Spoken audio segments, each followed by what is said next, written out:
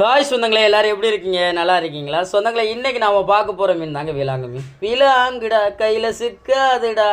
விலாங்கு மீன் ஏன் கையில் சிக்காது அப்படின்னு சொல்லி கேட்டிங்கன்னா, விலாங்கு மீன் நம்ம கையில் சிக்கினாலும் அந்த விலாங்கு மீனை நம்ம பிடிக்க முடியாதுங்க. ஏன்னு கேட்டிங்கன்னா, அந்த விலாங்கு மீன் வந்து வலுவழுப்புத்தன்மை உள்ளது. அதனால தான் அந்த பாட்டே படைச்சிருக்காங்க, விலாங்குடா கையில் சிக்காதுடா அப்படின்னு. அதுபோக விலாங்கு மீன் வந்து சாதாரண மீன்கள் மாதிரி தெரியாது. பார்க்க வந்து ஒரு பாம்பு உடலமைப்பில் இருந்து நீளமாக இருக்கும். பார்க்குறதுக்கு ஒரு பாம்பு மாதிரி தான் தெரியும். ஆனால் அது மீன் வகையை சார்ந்தது தான்.